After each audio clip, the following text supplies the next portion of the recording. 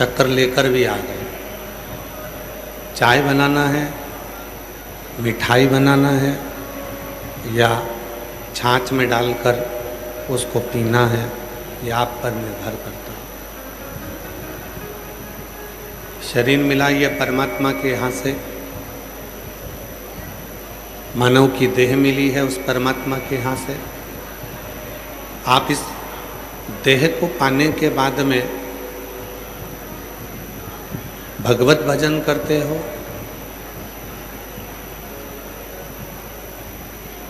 झूठ बोलते हो, चोरी करते हो, व्यसन करते हो या गलत काम करते हो, यह आपके ऊपर निर्भर करता है। ये किसी दूसरे पर निर्भर नहीं करेगा, निर्भर करेगा अपने आप पर।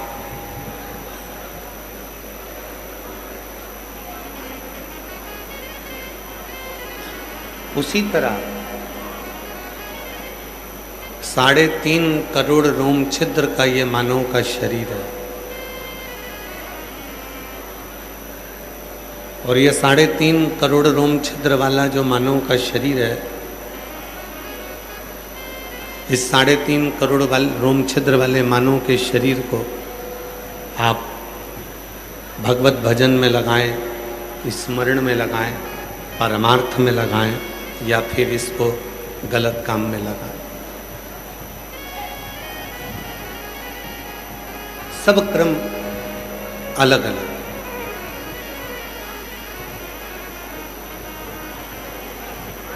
जिसका बहुत पेट भरा हो उसको आप गुलाब जामुन खिलाओगे तो अच्छी लगेगी उसको? नहीं। जिसका बहुत पेट भरा है उसको आप भोजन कराओगे तो उसको अच्छा नहीं लगेगा। जिसका बहुत पेट भरा है उसको आप गुलाब जामुन खिलाओगे तो उसको अच्छी नहीं लगेगी। पर कोई भूखा है,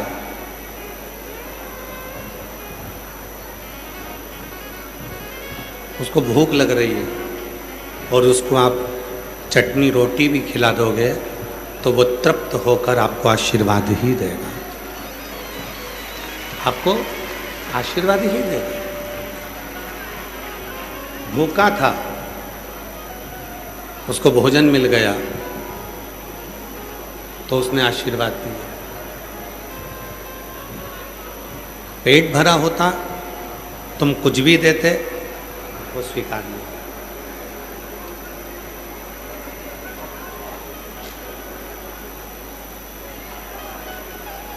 भूखा था, इसको नीचे कर दो, पूरा नीचे कर दो, पूरा बंद कर दे। हाँ, बंद कर दो। भूखा था तो तुमने चटनी रोटी दी और उसका पेट भरा गया और उसने आशीर्वाद दिया। भरपेट था, खूब पेट भरा हुआ था, खूब छक कर उसने पहले खा लिया था, उसको आप रसगुल्ला दो, गुलाब जामुन दो, चाहे 56 भोग दो, उसको वो ठीक नहीं लगा। उसी तरह भोजन भूखे को ही श्रेष्ठ लगता है और भजन शिव के भक्त को ही श्रेष्ठ लगता है।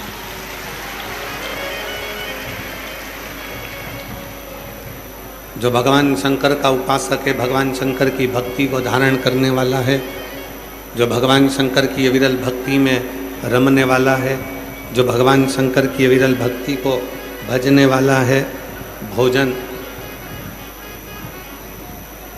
भूखे को और भजन जिसके हृदय में शिव भक्ति है उसी को श्रेष्ठ, उसी को।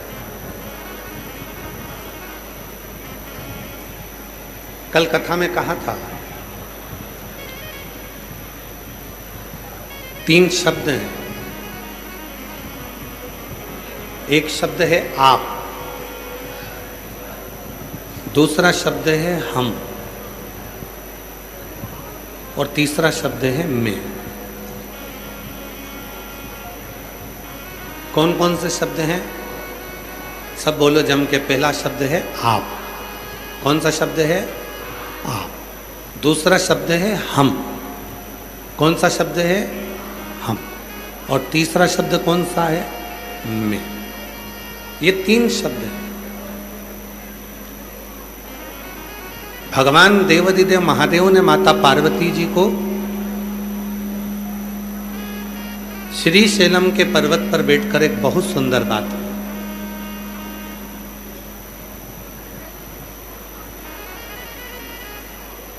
जब भगवान शिव माता पार्वती जी को श्री शैलम के पर्वत पर लेकर गए, माँ वीणा वादनी का दर्शन हुआ। माँ वीणा वादनी ने मल्लिकार्जुन भगवान को, भगवान शंकर को और पार्वती को नमन किया, प्रणाम किया।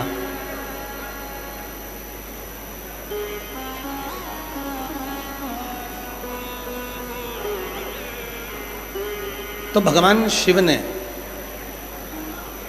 माता सरस्वती के सामने अपनी धर्मपत्नी माता पार्वती जी को बहुत सुंदर एक उपदेश दिया।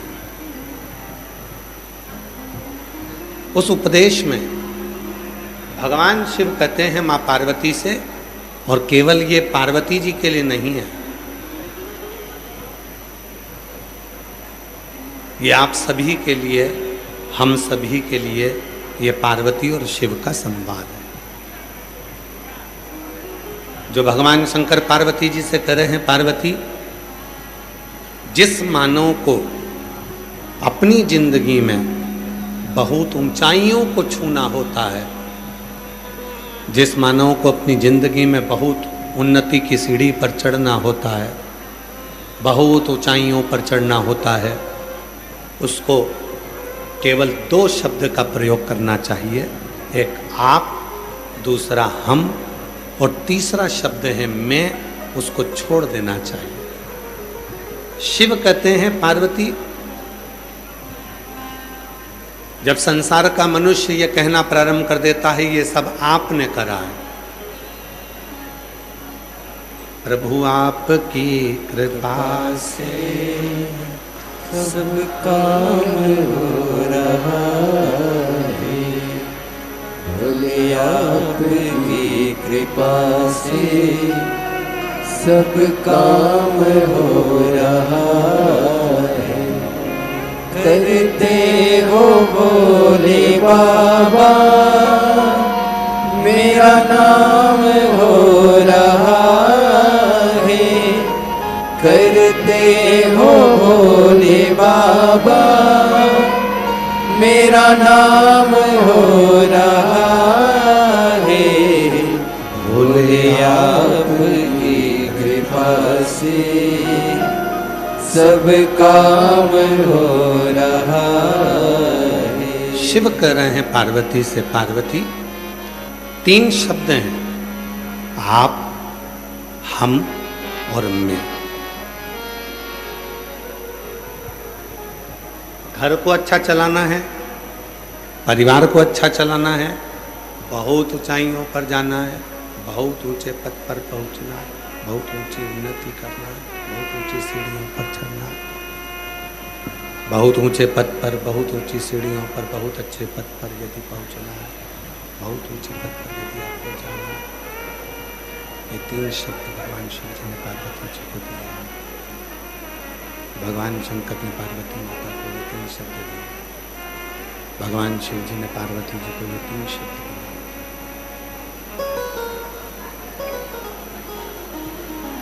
उन्नति पर चढ़ने के लिए, तरक्की करने के लिए भगवान, उन्नति पर चढ़ने के लिए, अपने परिवार, अपने कुटुंब को संजोने के लिए 3 शब्द में से केवल 2 शब्दों का संबोधन श्रेष्ठ है।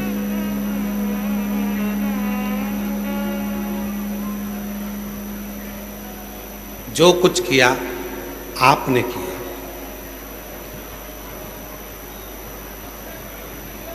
जहां यह संबोधन आ जाता है कि आपने करा है, समझ लो कि आप जिंदगी के सबसे श्रेष्ठ व्यक्ति हो गए और आपकी जिंदगी उन्नति की ओर चढ़ना प्रारंभ। हमने कुछ नहीं किया। जब पहले दिन माननीय परिवहन मंत्री उत्तर प्रदेश सरकार के माननीय श्री दयाशंकर सिंह जी से बात चल रही थी, जब हम रात्रि को यहाँ पहुँचे, सुबह जब माननीय मंत्री महोदय जी जब यहाँ आए तो हमने कहा कि इतनी दिव्य कथा आपके बलिया क्षेत्र में आपने करवाई, उसके लिए धन्यवाद देते हैं। तो माननीय मंत्री जी का एक शब्द था, माननीय दयाशंकर सिंह जी बोले, गुरुजी मैंने कुछ भी नहीं कराया, जो कुछ भी करा रहा है स्वयं महादेव करा रहा है, हमने नहीं।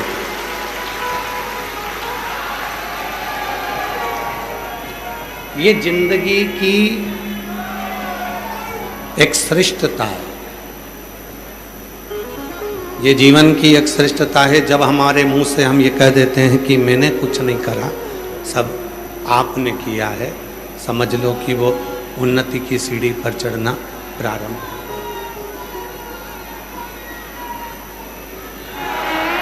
समझ लो कि वो उन्नति की सीढ़ी पर चढ़ना प्रारंभ हो गया, वो फिर नीचे नहीं जाए। दूसरा संबोधन है हम। जब कोई बात होती है और जब हम लोग दिव्य कोई आयोजन करते हैं, कोई कार्य करते हैं, जब कोई श्रेष्ठ कर्म करते हैं, तो उसमें बोलना प्रारंभ करते हैं कि हम सब ने मिलकर ये किया, अकेले ने नहीं। यहाँ मैं अकेला नहीं हूँ, यहाँ हम सब हैं। पहले किया आप, फिर किए हम। और जो मैं का संबोधन था कि मैंने कुछ किया है, तो वो संबोधन को शिव पार्वती जी से कहते हैं, पार्वती ये जो मैं का संबोधन है, इस संबोधन को बहुत पीछे छोड़ देना चाहिए, बहुत पीछे। बाहर की आवाज खोल दो थोड़ी। ये जो मैं का संबोधन है, पार्वती जी इस मैं के संबोधन को बहुत पीछे छोड़ देना चाहिए। ये जो मैं का संबोधन है, यही जिंदगी को बर्बाद करने वाला।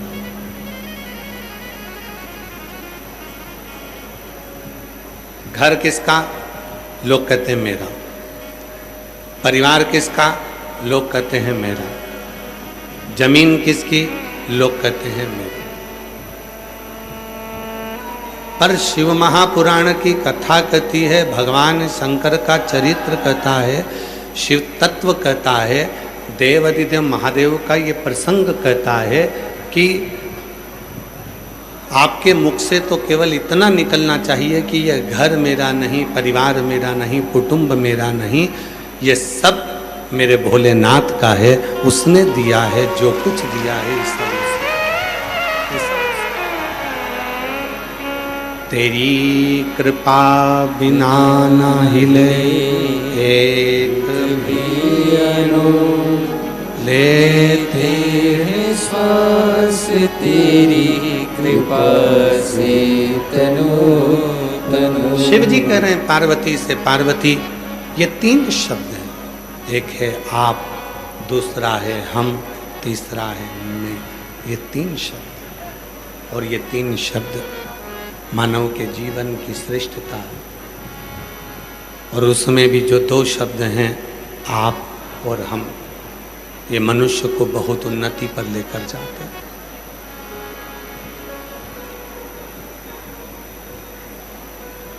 बेटे की शादी नहीं हो रही है, बेटी की शादी नहीं हो रही है, घर में धन नहीं है, बहुत टेंशन चल रहा है, बहुत बीमारियां आ गई हैं, बहुत परेशानी आ गई है। एक बेलपत्र लीजिए, उसके बीच वाली पत्ती पर थोड़ा सा लाल चंदन लगा लीजिए। लाल चंदन नहीं हो तो रोली कंकु लगा लीजिए।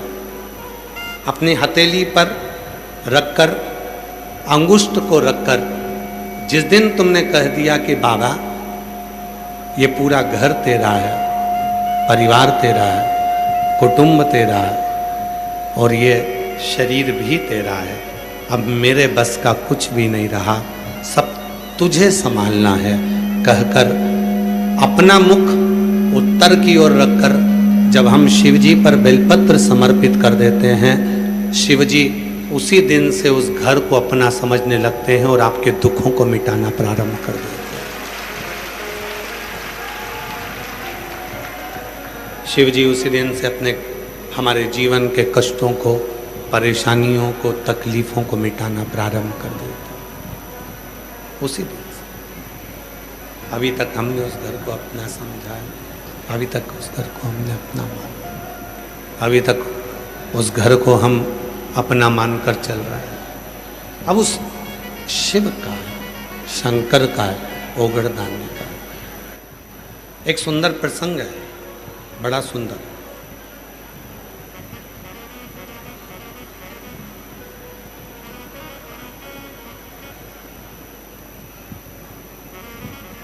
शिव महापुराण का ये बड़ा प्राचीन और बड़ा सुंदर प्रसंग है।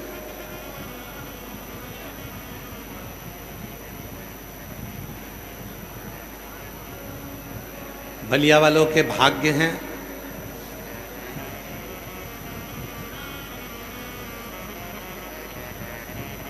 जो आज प्रदोष के दिन आपको ये सुंदर सा प्रसंग सुनने का मौका मिला है, भगवान शिव की कथा।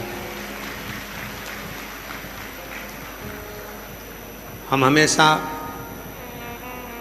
जो भी कथा लेने आते हैं तो हम उनको हमेशा कहते हैं कि तुम्हारी किस्मत है जो तुम्हारे कथा के मध्य में प्रदोष पड़ रहा है। कोई आता है तो उससे कहते हैं कि तुम बड़े किस्मत वाले हो जो तुम्हारी कथा के मध्य में शिवरात्रि पड़ रही है। तुम्हारे कथा के मध्य में शिवरात्रि पड़ रही है। पर ना जाने बलिया वालों ने कौन सा पुण्य करा, इनके कथा के मध्य में पुरुषोत्तम मास, अधिक मास भी पड़ा, प्रदोष भी पड़ी, शिवरात्रि भी पड़ी, कथा की शिवरात्रि भी पड़ी और जिस दिन कथा 15 जून को विराम होगी उस दिन सोमती अमावस्या भी पड़ी। ये शिव की बड़ी।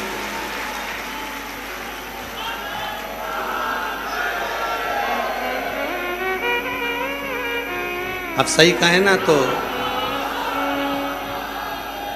थोड़ा थोड़ा तुमको देख देख कर हमको भी जलन होने लगी है कि कौन सा पुण्य कर कर आए थे जो तुम, प्रदोष भी तुम्हारी कथा में पड़ा, शिवरात्रि भी तुम्हारी कथा में पड़ी, कथा की शिवरात्रि भी तुम्हारी कथा में पड़ी और जिस दिन कथा का विराम हो उस दिन इस गंगा के पवित्र आनंदमय तट पर सोमती अमावस्या भी पड़ गई, वो भी पुरुषोत्तम मास की।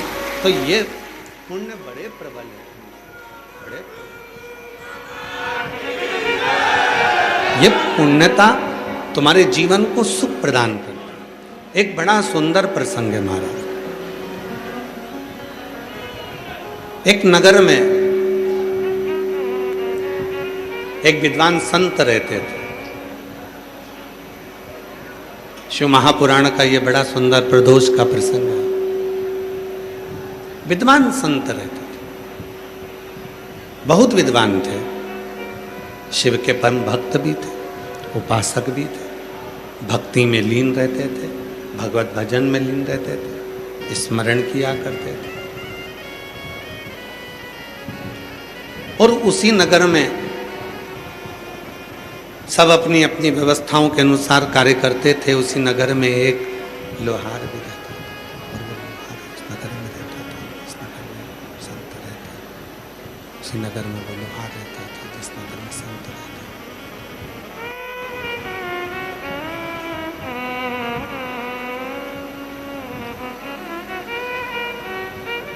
जिस नगर में संत रहते थे उसी नगर में एक लोहार भी रहता था। लोहार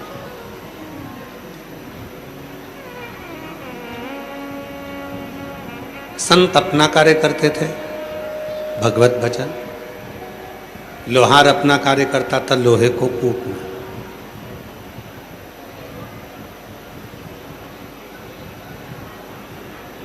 उसके पास में इतना धन, इतना वैभव नहीं था।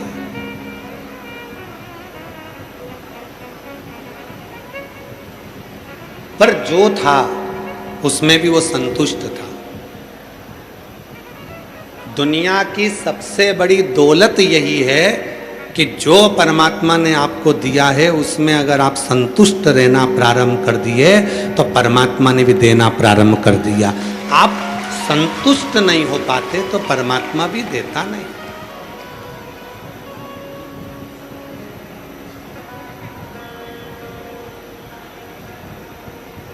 भंडारे में भोजन करने जाओ, भोजन देने वाला भोजन देगा। पूछने वाले आपसे पूछेंगे माइक लगा लगा कर, भोजन कैसा बना। पहले तो आपको स्मरण करना है कि हम भोजन करने के लिए नहीं आए।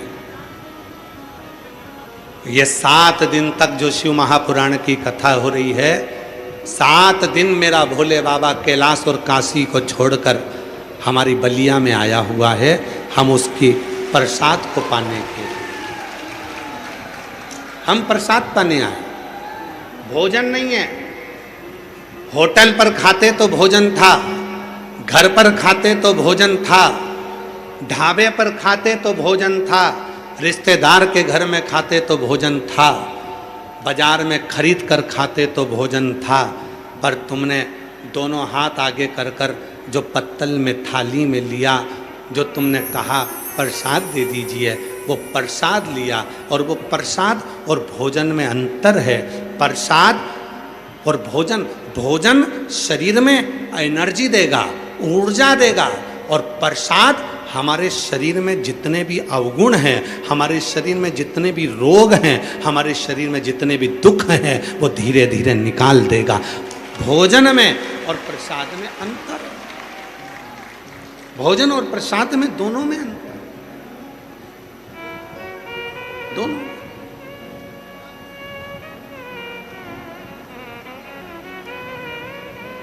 पूछने वाले पूछेंगे, क्यों साहब भोजन मिला? हाँ। कुछ कमी है क्या? नहीं साहब, ये तो मेरे शंकर का प्रसाद है। कोई कमी? अरे साहब, अगर शंकर के प्रसाद में कमी देखूंगा तो मेरी तो जिंदगी में बहुत सी कमियां हैं, मैं कब तक कमी देखूंगा? मुझे तो प्रसाद, मुझे तो प्रसाद चाहिए।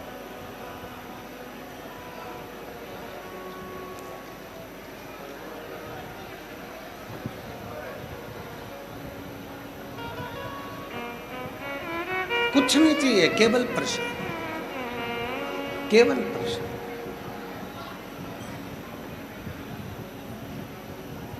कल एक बहन जी ने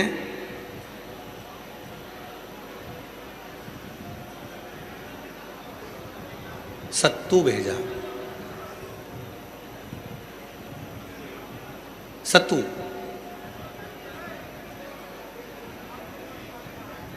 सत्तू जानते हो ना? एक बहन जी ने सत्तू भेजा और नीचे उसमें एक पन्नी में चिपका दिया। कल कथा में बताना कैसा लगा। कल हम जब यहाँ से गए, सत्तू गाड़ी में रखा था, तो हमने विकास जी से कहा कि वो सत्तू निकालो और भंडारी को बोलो कि भंडारी उसको घोल कर शक्कर डालकर ला कर दे। भगवान को भोग लगाया, भोलेनाथ जी को पवाया और वो सत्तू हमने खाया। बड़ा स्वादिष्ट था, अच्छा था। तो बड़ी प्रसन्नता हुई जानकर कि कम से कम हमारे बलिया के लोग सत्तू से भी तो प्रेम करते हैं। कम से कम सत्तू का भी तो एक आनंद हमारे बलिया में होता है। इसका भी तो एक क्रम हमको प्रसन्न आया। जो दिया गया वो भाव से था। जैसे आपके पास में कई लोग पूछने के लिए आएंगे, क्यों साहब बहुत तेज गर्मी पड़ रही है, क्या व्यवस्था में कमी है, बताओ यहाँ क्या कमी रह गई, बोलो। क्या कमी है लोग माइक ले लेकर पूछेंगे, पर जो शंकर का भक्त होता है, जो शिव का उपासक होता है, वो अपने मुख से एक ही बात कहता है, साहब कोई कमी नहीं है, मेरा भोले बाबा मेरे नगर में आ गया, इससे बढ़कर कुछ नहीं चाहिए। जो आया बस शिव, वो आया, उससे ज्यादा हमको कुछ नहीं चाहिए। और महाराज, किस्मत वालों को मिलता है भोले तेरा दरबार, किस्मत वालों को मिलता है भोले तेरा दरबार। सच्ची सरकार तुम्हारी साचा दरबार, किस्मत वालों को मिलता है भोले तेरा दरबार, किस्मत वालों मिलता है भोले तेरा दरबार। ये किस्मत है हमारी, ये भाग्य है हमारा, जो बाबा की कृपा से ये कथा मिली। एक लोहार रहता है, एक विद्वान संत भी रहता है। लोहार अपना काम करता है, विद्वान संत अपना काम करता है। लोहार के पास में कुछ ज्यादा नहीं है,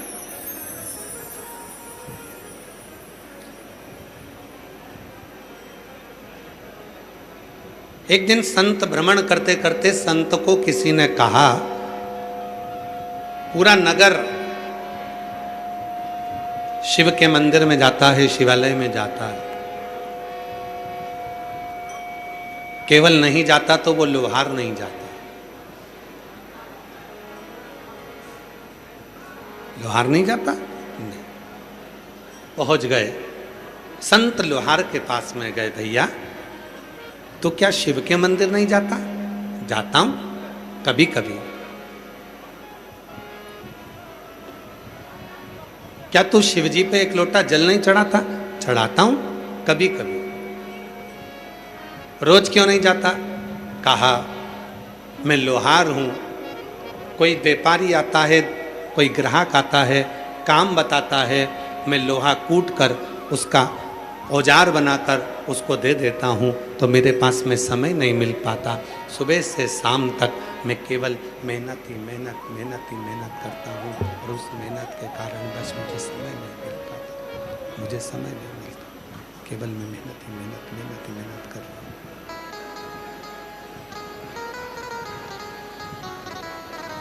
मैं केवल मेहनत ही मेहनत कर रहा हूँ। जाता हूँ, ऐसा नहीं कि मैं नहीं जाता, मैं कभी कभी भगवान शंकर के मंदिर में जाता हूँ, मैं कभी कभी भगवान शिव के मंदिर जाता हूँ, मैं कभी कभी भगवान के शिवालय पहुँच जाता हूँ। संत ने समझाया, संत ने कहा, संत बोले, भाई ज्यादा समय नहीं, 2 क्षण के लिए शिव के मंदिर जाया करो। बहुत सावधानी से सुनना, आज प्रदोष के दिन भगवान शिव की ये प्रदोष की कथा है। बड़ा भाव,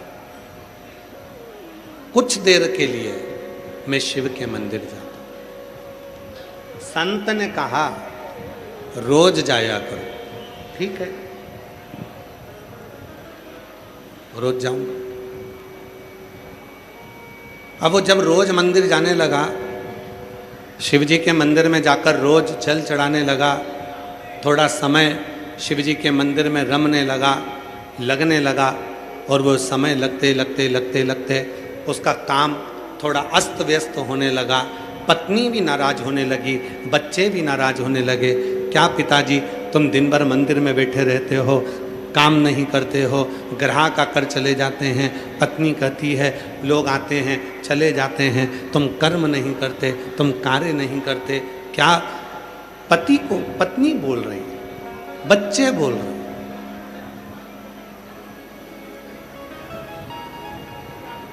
और शिव पुराण क्या कहती है? कर्म करते रहो, नाम जपते रहो। दुकान पर हो, श्री शिवाय नमस्ते। नौकरी पर हो, श्री शिवाय नमस्ते। भोजन बना रहे हो, श्री शिवाय नमस्ते। कर्म करते, काम करते करते करते करते साथ में जब भगवान का भजन होगा, काम करते करते जब भगवत स्मरण होगा, तो उसका सुख कुछ अलग ही होगा।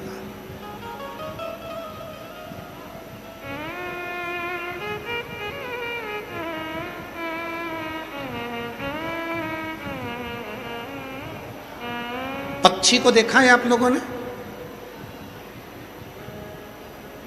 एक पतली सी डाली को पकड़कर पक्षी अपने पांव से पतली सी डाली को पकड़कर रात भर सोता है। बहुत मोटी सी डाली पर पक्षी नहीं होता।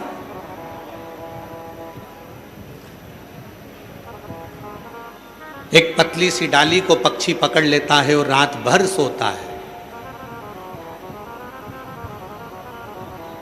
रात भर विचार करिएगा, पतली सी डाली पर बैठे हुए पक्षी को, सोते हुए पक्षी को वो शिव गिरने नहीं देता, तो तुमको क्या संसार सागर में गिरने देगा क्या?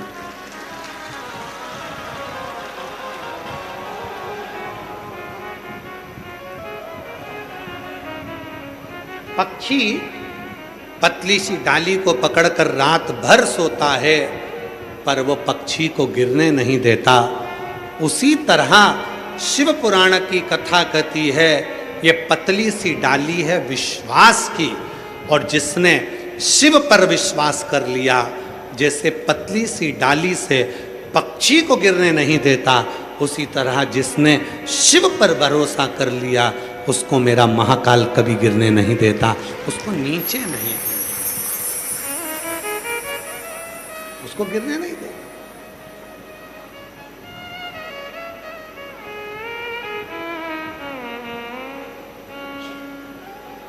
शंभु शरणे पड़ी मांगू घड़ी रे घड़ी, दुख काटो दया करी दर्शन आपो। ओ शंभु शरण पड़ी मांगो घड़ी रे घड़ी, दुख काटो दया करी दर्शन आपो। पतली सी डाली है हमारा विश्वास, और विश्वास बहुत बहुत पतला सा होता है, बहुत पतली डाली की तरह होता है। टूट गया सब गया, टूटा सब गया।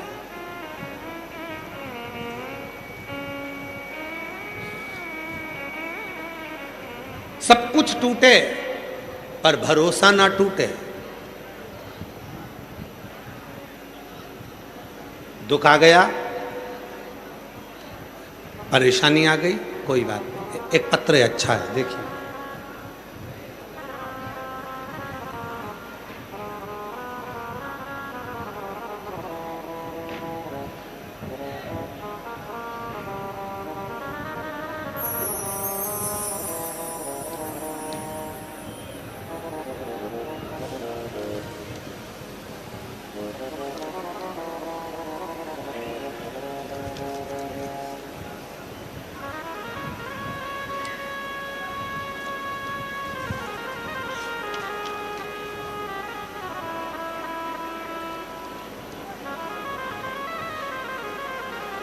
अलका राय कहीं बैठी हो अलका राय, पति का नाम है सुशील कुमार राय, ग्राम पोस्ट करमोता, जिला बलिया की निवासी हैं।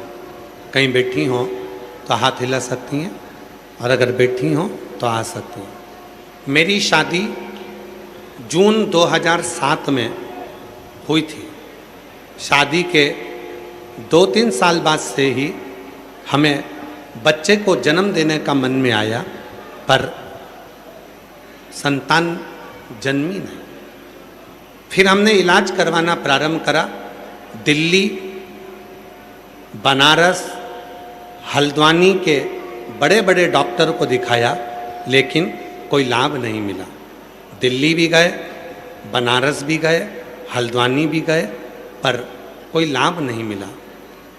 उत्तराखंड में मैंने IVF भी करवाया, पर वो भी सफल नहीं हुआ। टेस्ट पे भी करवाया, वो भी सफल नहीं हुआ। ऐसे करते करते करते करते 17 साल निकल गए, पर 17 साल तक मुझे औलाद नहीं। आखिरी में लोग मुझे बांझ कहने लगे। कई लोग तो मुख भी नहीं देखते, कोई शुभ कार्य में भी मुझे आमंत्रित नहीं करता। बड़े दुखी हो गए। तब करें तो करें क्या। 17 साल के बाद 2022 में पहली बार आपकी कथा के बारे में मेरी पड़ोसन ने बताया, और मैंने टीवी पर कथा सुनना प्रारंभ करी। आपने पार्थिव लिंग का पूजन कराया। सावन के महीने में हमने पार्थिव शिवलिंग का पूजन करा ऑनलाइन आपके साथ बैठकर। उसकी एक बेलपत्र हमने उठाकर रख ली। और आप लोगों से भी निवेदन है,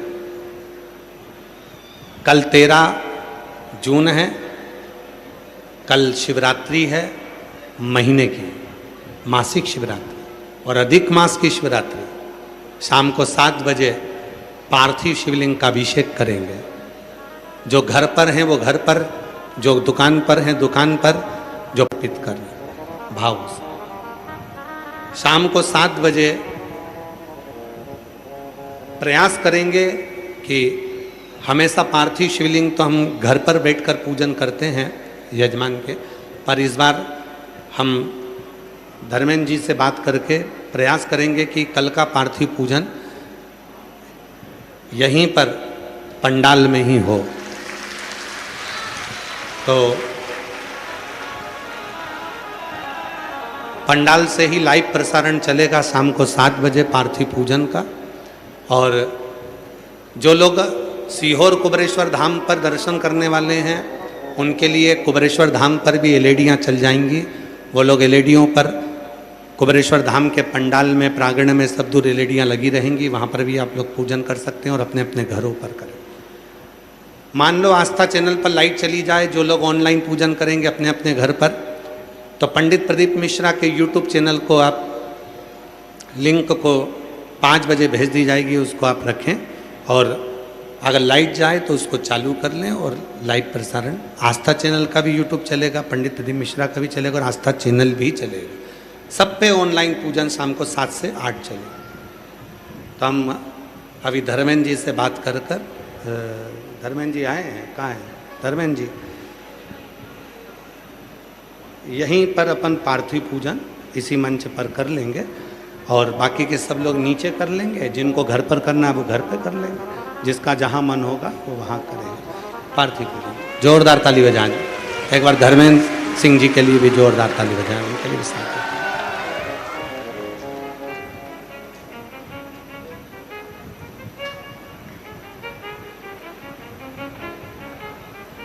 धर्मेंद्र सिंह जी लगता ही नहीं है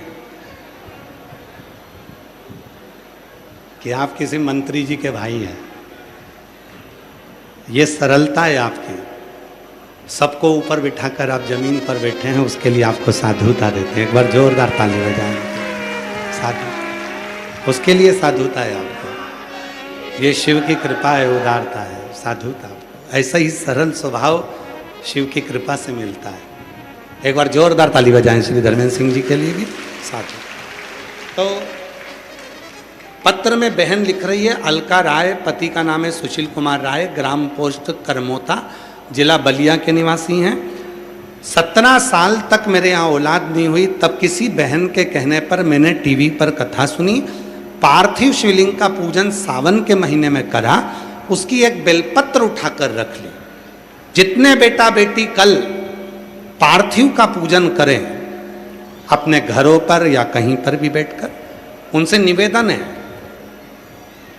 जो आपको 11 चावल के दाने चढ़ाने का बोला है, बेलपत्र चढ़ाने का बोला है, जब अपन चढ़ाएंगे आरती होने के बाद अपनी कामना कर कर उसमें से एक चावल का दाना और एक बेलपत्र उठाकर रख लेंगे। जब सावन के महीने की पार्थिव पूजन होगी, मुझे विश्वास है कि जब तक आपका कार्य सफल हो जाएगा। शिव कृपा, शिव कृपा।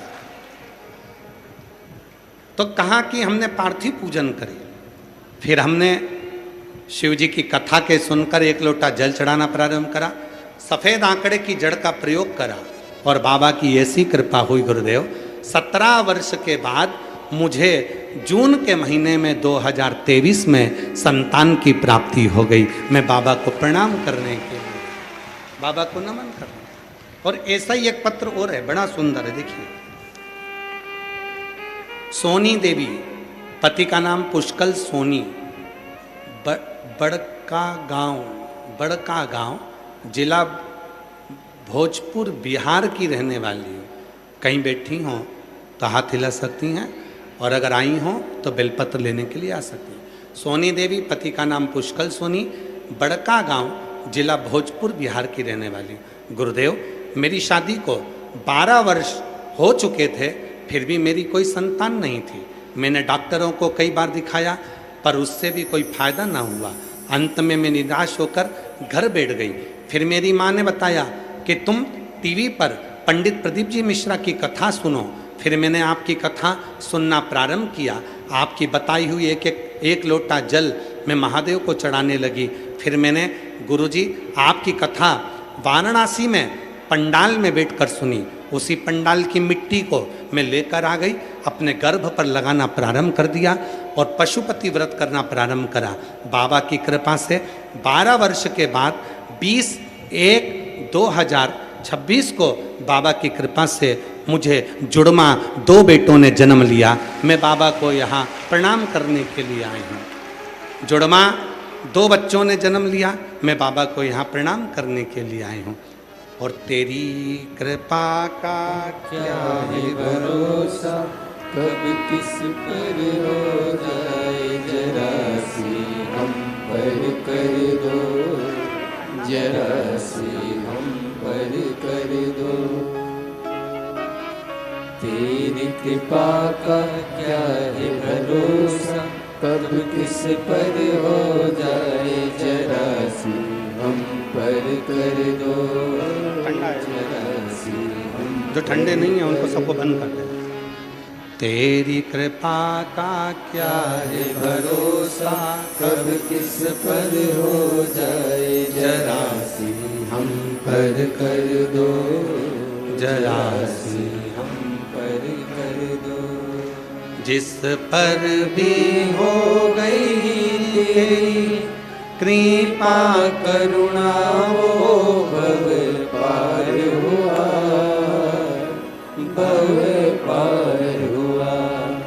पापी हो चाहे जितना, उसका भी बाबा उद्धार हुआ, उद्धार हुआ।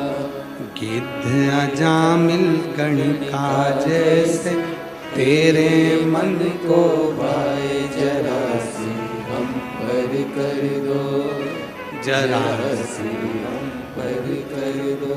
तेरी कृपा का क्या है भरोसा, कब किस पर हो जाए, जरा सी हम पर कर दो, जरा सी हम पर कर दो। हे शिव, तुम करुणा के सागर हो, तुम दया के सागर हो, तुम कृपा के सागर हो। बस आप कृपा करो तो सब कृपा हो जाए, आप दया करेंगे तो सब दया करेंगे। थोड़ी आराधना, थोड़ी साधना, थोड़ी उपासना, थोड़ी उपासना, थोड़ी साधना, थोड़ी तपस्या। शिव कथा कर रही है। संत ने लोहार से कहा, प्रतिदिन शिवालय जाया करो। लोहार रोज जाने लगा, पर थोड़ा समय लगने लगा।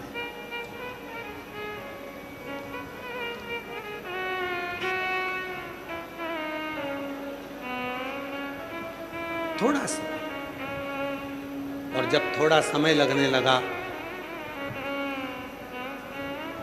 थोड़ा समय जब लगने लगा, तब पत्नी ने भी कहा कि मंदिर में जाकर बैठ जाते।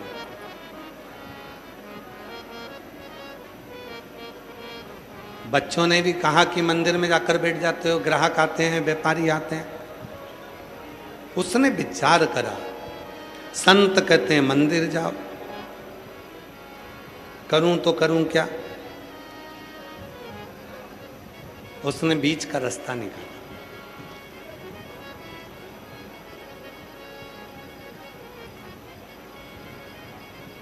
शिव महापुराण का सबसे बीच का रास्ता लोहार ने निकाला। रोज मंदिर जाता है, नंदी के कान में कुछ कहकर वापिस आ जाता।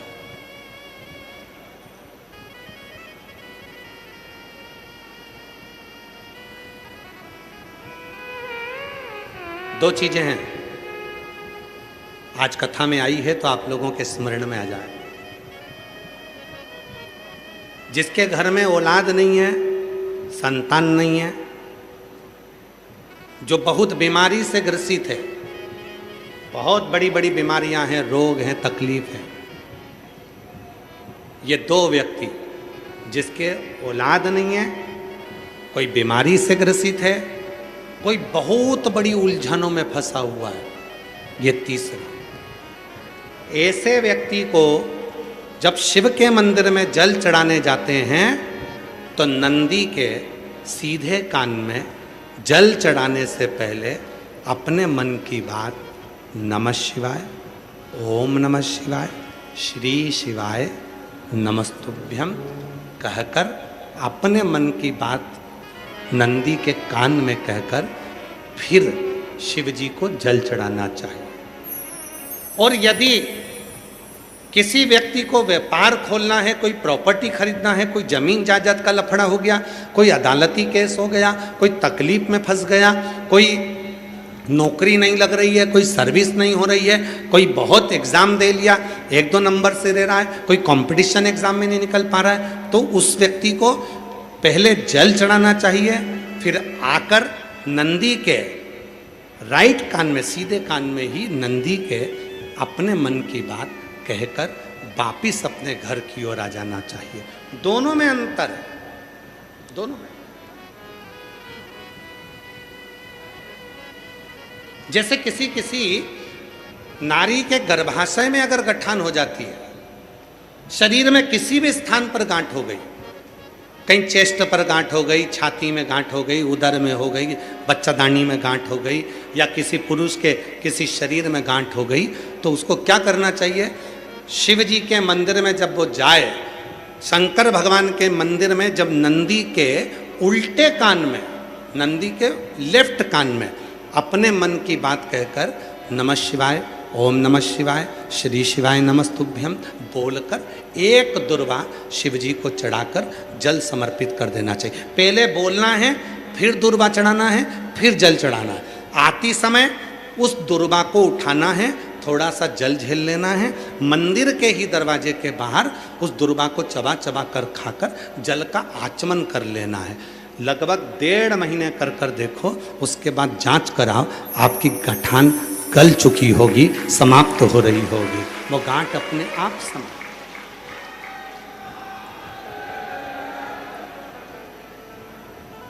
कई लोग कहते हैं गुरुजी नंदी और शिव में नंदी उधर बैठा है, शिव जी का शिवलिंग इधर है, दोनों में ये समता का भाव क्या? महाराज,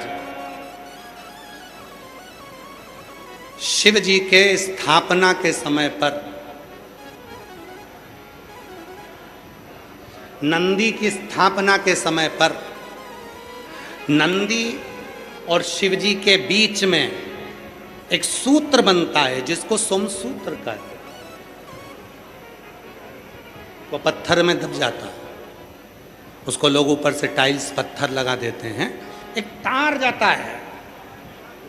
वो सूत्र नंदी के जो एक चरण है, आप लोग दर्शन करें ना नंदी का, अरे बोलो तो जम के, नंदी का एक चरण जो ऊपर उठा हुआ होता है, बाकी के चरण नंदी के सब नीचे की ओर जाते हैं, पर नंदी का जो एक चरण ऊपर की ओर उठा होता है, सोम सूत्र वहीं से शिवलिंग के पास तक जाता है। जब स्थापना होती है तब, अब वो सोम सूत्र जो गया है, जो ये सूत्र गया है नंदी के पांव के पास में से, जब हम नंदी को अपने मन का भाव कहते हैं तो नंदी का वो सोम सूत्र के माध्यम से वो शब्द शंकर के मूल केंद्र बिंदु पर चले जाता है और शिव जी हमारे दुख को मिटाना प्रारंभ कर देते हैं, हमारी तकलीफों को मिटाना प्रारंभ कर देते हैं। बाबा ये कोई नहीं चल रहा है, सब बंद कर दे।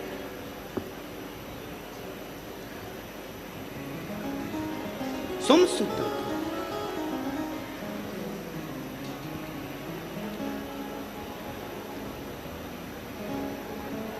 एक चरण नंदी का ऊपर उठा होता है, ऊपर उठा होता है,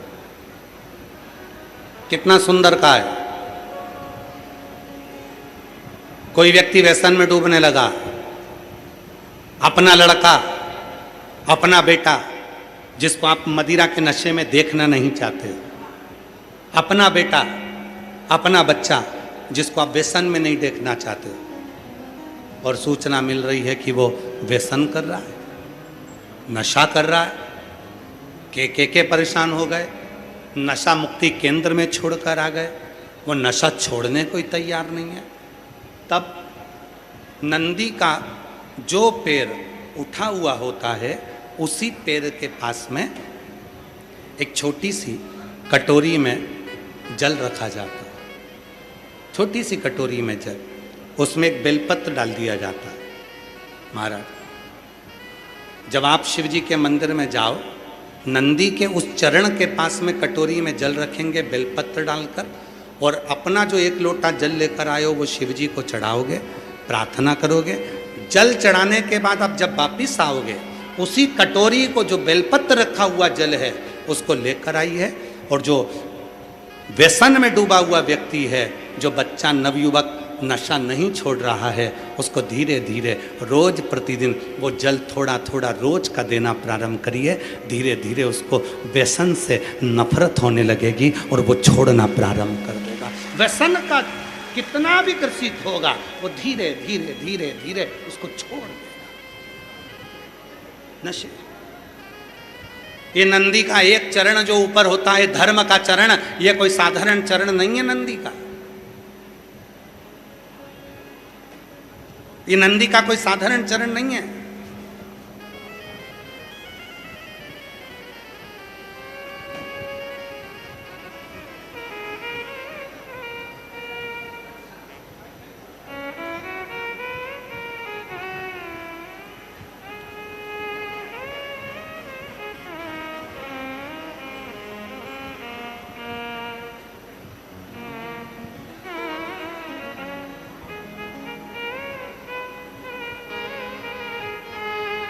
ये नंदी का जो चरण है, जिसका चरण ऊपर की हो रही है, साधारण चरण नहीं है। कहते हैं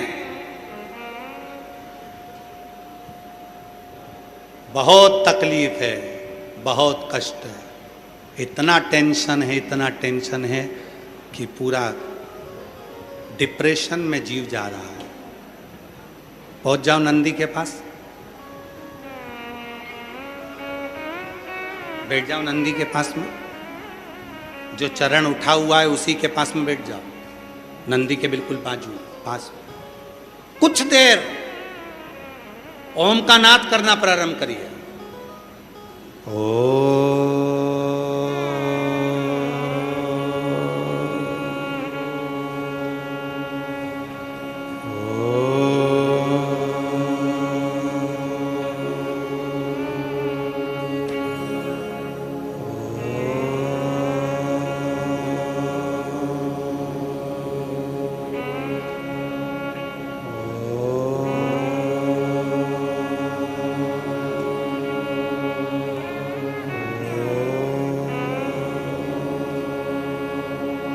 जब हम नंदी के चरण के पास में बैठकर ओम का नाद करते हैं, अभी अभी आप 2 क्षण के लिए, अगर आपके आमने सामने से कोई नहीं जा रहा हो तो आप बड़े प्रेम से, बहुत भाव के साथ अपना सीधा चरण थोड़ा सा खड़ा करिए, जितने जमीन पर बैठे हैं वो 2 क्षण के लिए बस कर देखिए। 2 क्षण के लिए सीधा चरण आगे करो और 5 बार ओम का नाद कर देखिए।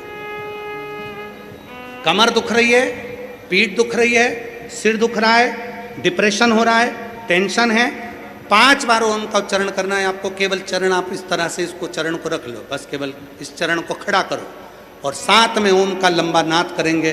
सब साथ में बोलेंगे, सबके मुख से शब्द निकलना चाहिए और अच्छा लंबा स्वर निकलना चाहिए, अच्छी आवाज निकलना चाहिए, एकदम गुप्त चुप रहकर नहीं, लंबा स्वर।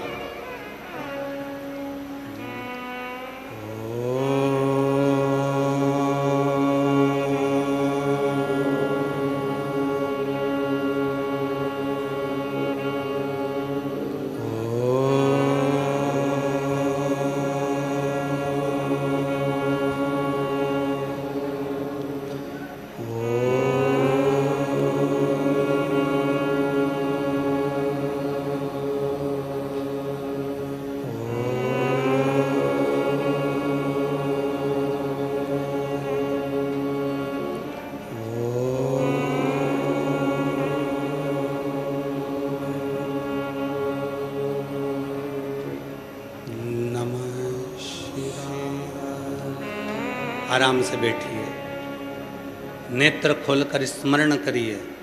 आपके जीवन का जो सुख होगा, आपको ऐसा महसूस होगा कि मैं एकदम हल्की हो गई, मेरे भीतर से कुछ निकल गया, जो मेरे भीतर का कुछ दर्द था, तकलीफ थी, वो समाप्त हो गई।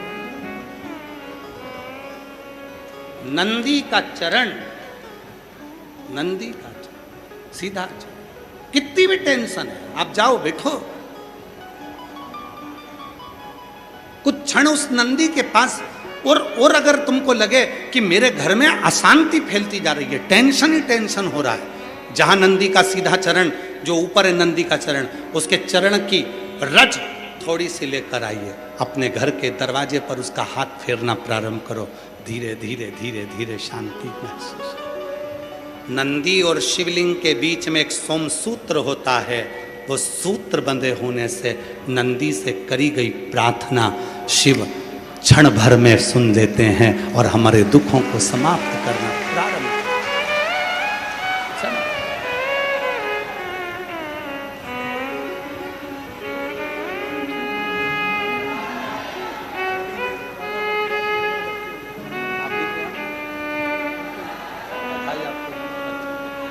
बारह वर्ष के बाद आपकी ननंद के यहाँ 12 वर्ष के बाद जुड़वा बच्चे हुए हैं। एक बार जोरदार ताली बजाकर साधुवाद।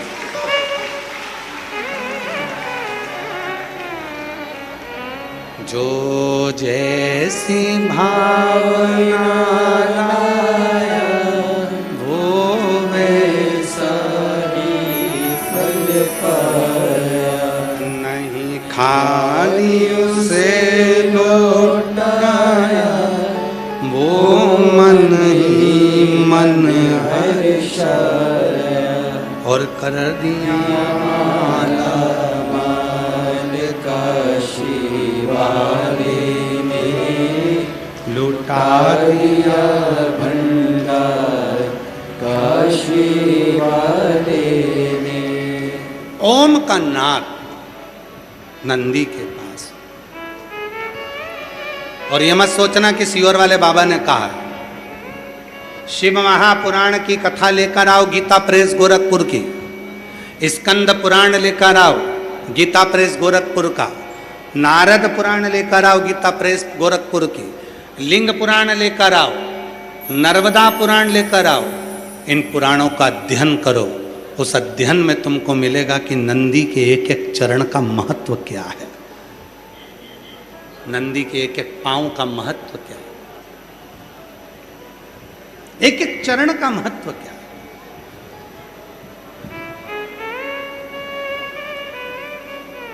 अभी सीहोर में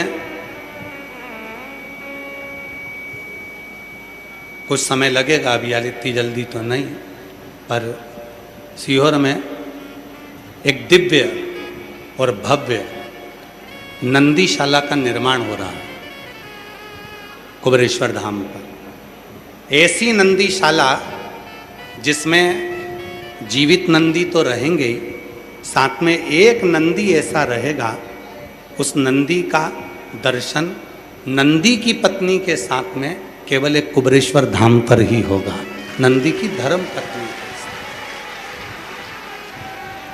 वहां जीवित नंदी तो रहेंगे, जिन नंदियों को लोग छोड़ देते हैं, नंदियों को लोग छोड़ देते हैं और वो नंदी बाद में कोई कसाई पकड़ कर ले जाते हैं, काट देते हैं। उन नंदियों की सुरक्षा के लिए कुबेरेश्वर धाम पर एक बड़ी नंदीशाला का निर्माण कुछ दिन में, लगभग बहुत जल्दी आप लोग उसका दर्शन ऐसे ही टीवी पर एलईडीओं पर करेंगे, जिसमें दिव्य नंदीशाला का दर्शन आपको होगा और उसमें नंदियों के स्मरण, नंदियों की सेवा, और साथ में जो नंदी का उसमें मंदिर का दर्शन करोगे, नंदी का दर्शन करोगे, उसमें उनकी पत्नी का भी दर्शन। 12 ज्योतिर्लिंग में केवल एक ज्योतिर्लिंग है ओमकारेश्वर। धर्मेंद्र जी, 12 ज्योतिर्लिंग में केवल एक ज्योतिर्लिंग है ओमकारेश्वर, जिस ओमकारेश्वर में भगवान शंकर के ज्योतिर्लिंग के सामने जो नंदी है, वो नंदी अपनी धर्म पत्नी के साथ विराजमान है। पूरे 12 ज्योतिर्लिंग में केवल एक ज्योतिर्लिंग।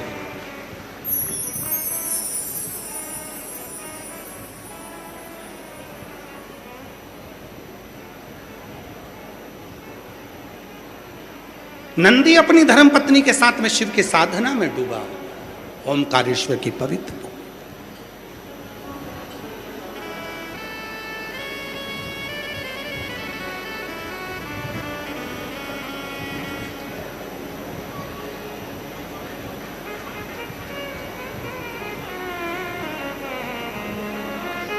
दिव्य नंदीशाला,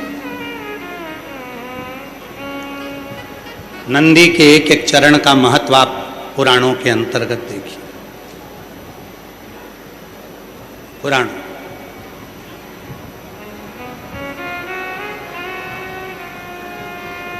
कई लोग कहते हैं गुरुजी कुबेरेश्वर धाम के मंदिर का इतना लेट उद्घाटन होता है, समय एक एक चीज का निर्माण करवाना, एक एक चीज को स्थापित करना हंसी खेल नहीं है। भोजनशाला कुबेरेश्वर धाम की अभी कभी आप दर्शन करेंगे तो 25 से 50 हजार लोग रोज भोजन करते हैं सीहोर कुबेरेश्वर धाम की भोजनशाला में। मैं आस्था चैनल वालों से भी निवेदन करूंगा, आप उसका दर्शन जरूर कराएं। हजारों लोग सीहोर कुबेरेश्वर धाम की भोजनशाला में भोजन करते हैं। सुबह 10 बजे भोजन प्रारंभ होता है, शाम को 4 बजे बंद होता है, 3 से 4 के बीच में। 7 बजे फिर प्रारंभ होता है, 8-9 बजे बंद होता है।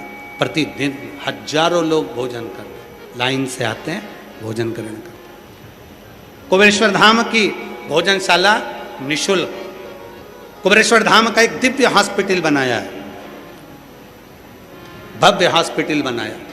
उस हॉस्पिटल में चिकित्सा की व्यवस्था, वेंटिलेटर की व्यवस्था, ऑक्सीजन मशीन की व्यवस्था सारी सुचारू रूप से निःशुल्क चले, उसके लिए दिव्य हॉस्पिटल बनाया।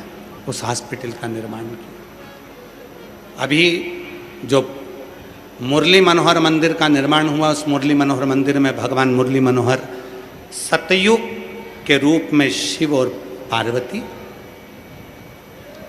त्रेता के रूप में सीताराम जी और द्वापर के रूप में भगवान कृष्ण और राधा मुरली मनोहर के मंदिर में निवास किए, विराजमान मुरली मनोहर।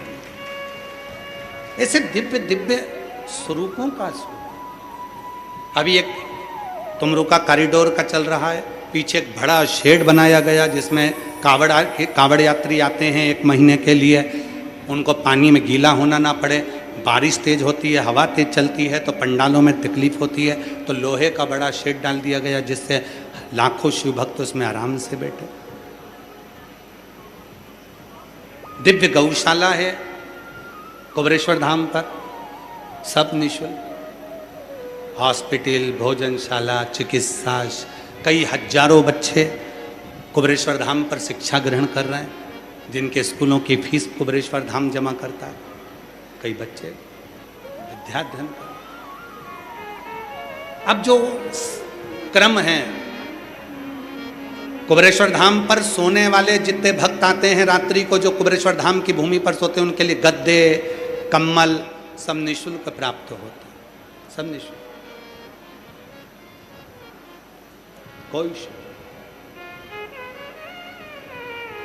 दवाइयों का कोई शुल्क नहीं। ये सब प्रभु आपकी कृपा से सब काम हो रहा है। प्रभु आपकी कृपा से सब काम हो रहा है। करते हो भोले बाबा मेरा नाम हो रहा है। करते हो भोले बाबा मेरा नाम हो रहा है। प्रभु आपकी कृपा से सब काम हो रहा है। हरि आपकी कृपा से सब काम हो रहा है। तो मंदिर में नंदी के कानों में जाकर कुछ कहने,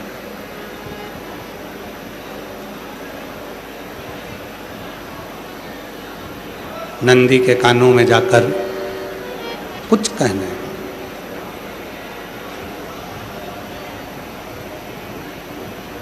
अब समय कम लगता है उसको, जाता है नंदी के कानों में कहकर वापस लौट कर आ जाता है,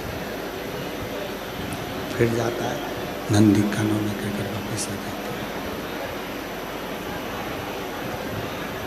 ज़्यादा भटकता नहीं, शिव के मंदिर में जाता है, नंदी के कानों में कहकर वापस आ जाता है।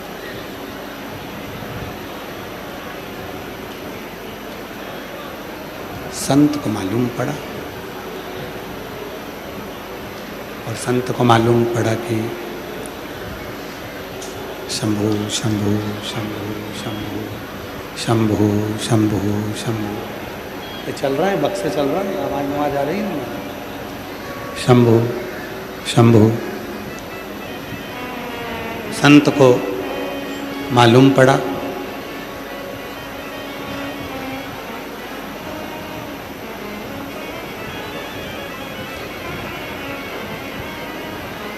संत ने जाकर फिर कहा लोहार से, तुम मंदिर जाते हो, वापिस आ जाते हो, क्या एक क्षण में शिव जी की साधना हो जाती है?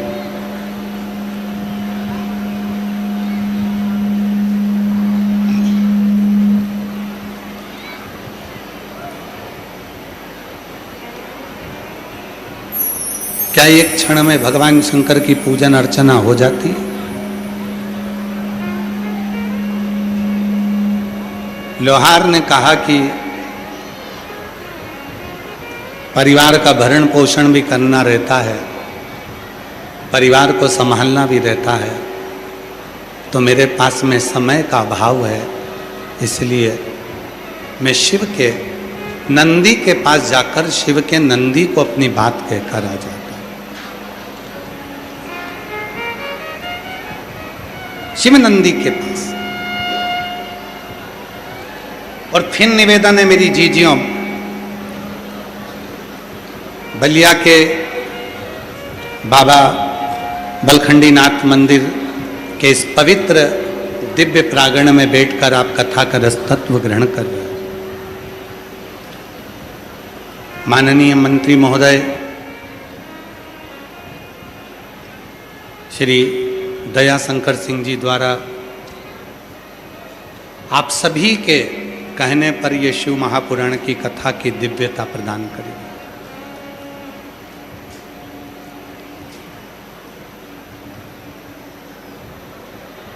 नहीं है समय आपके पास में, मंदिर में बहुत ज़्यादा समय हमको नहीं दे पाते, कोई बात। शिव महापुराण की कथा कहती है आप बहुत ज़्यादा समय शिव को नहीं दे सकते, मत दीजिए। बहुत सारा वैभव नहीं दे सकते, मत दीजिए। बहुत सारा कुछ पदार्थ नहीं दे सकते, मत दीजिए।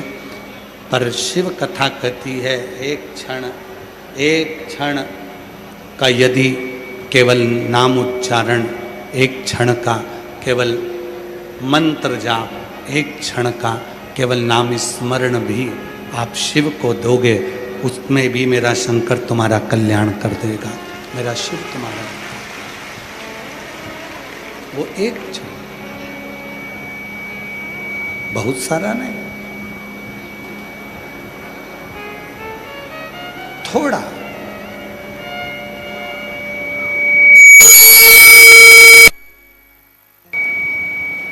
एक क्षण का भी यदि हम शिव को दे रहे हैं, एक क्षण का भी हम भगवान शंकर को प्रदान कर रहे हैं, तो हमें कुछ ना कुछ नहीं। आपको क्या लगता है कि यहाँ बैठकर कथा का रस तत्व ग्रहण कर रहे हैं? अरे बाहर की आवाज़ बढ़ा दो भाई, पब्लिक बाहर पीछे के चला, बढ़ाओ आवाज़ पीछे की। आपने जितना समय भगवान शिव को दिया, आपने जितना समय भोलेनाथ को, ओ गढ़दानी को, मेरे शंभू को दिया, वो समय आपका व्यर्थ नहीं जाए, वो समय आपका व्यर्थ नहीं जाने।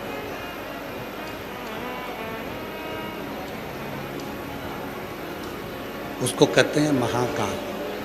महाकाल मतलब काल की गणना रखने वाला। शंभो शंभो शंभो शंभो शंभो शंभो शंभो शंभो शंभो शंभो शंभो शंभो शंभो शंभो शंभो। इसमें तकलीफ क्या है भाई? साउंड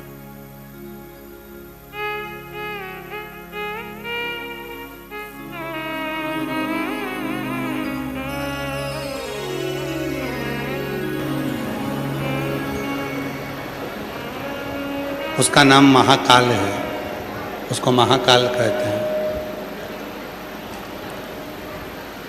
जिसके पास काल की गणना है, समय की गणना है।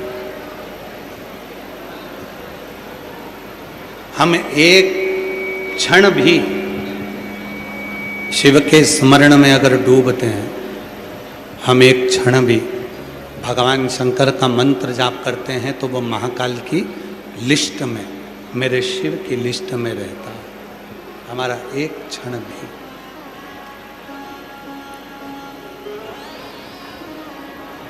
लोहार शिव के मंदिर जाता है, भगवान शंकर के मंदिर में, शिव के मंदिर में जाकर नंदी के कान में कहकर वापिस आ जाता है।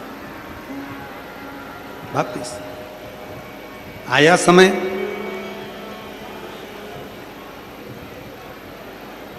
पूरे नगर में ऐसी जलवृष्टि हुई, ऐसी जलवृष्टि हुई कि पूरा नगर जल जल चारों तरफ भराने लगा। चारों तरफ जल ही जल भराने लगा। जब चारों तरफ जल होने लगा, तब संत अपनी पूजन में बैठे, अपना झोपड़ा बह गया, संत भी अपने नगर से चले गए। पर वो लोहार जो चारों तरफ पानी ही पानी देखा, तो दौड़कर नंदी के पास पहुंचा और नंदी के कानों में जाकर कहा, ए नंदी बाबा,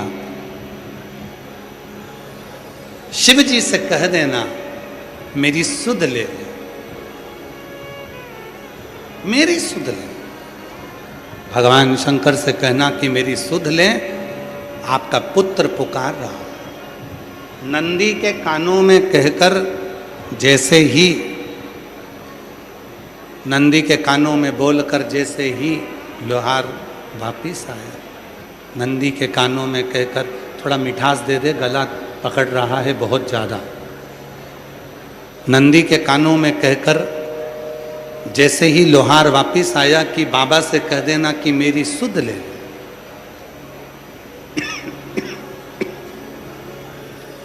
मेरी सुध ले, बस इतना कहकर तो वो वापिस आया ही था। और उतनी देर में मेरे भोलेनाथ ने ऐसी कृपा करी कि जल वृष्टि बंद करी और पूरे गांव की रक्षा मेरे शंकर ने कर दी, केवल एक के, केवल एक। और वो अकेले के लिए मेरा शंकर है, एक अकेले व्यक्ति के लिए मेरा शिव, एक अकेले व्यक्ति के लिए मेरा शंकर, एक अकेले व्यक्ति के लिए मेरा शिव पूरे गांव की रक्षा कर लेता है, पूरे गांव की रक्षा कर। नंदी के कान में कहना, नंदी के कानों में जाकर कहना, अपने हृदय के भावों को कहना और अपने मन के भावों को नंदी के कानों में कहकर उसको अपने भाव को प्रस्तुत करना, भावों को नंदी के कानों में कहना। आप भी कभी शिव के मंदिर जाया करो तो कहकर आया करो, हे नंदीश्वर, भोले बाबा से कहना कि हमारी सुध लेना। बहुत उलझनों में घिरा हुआ हूं, बहुत तकलीफों में फंसा हुआ हूं,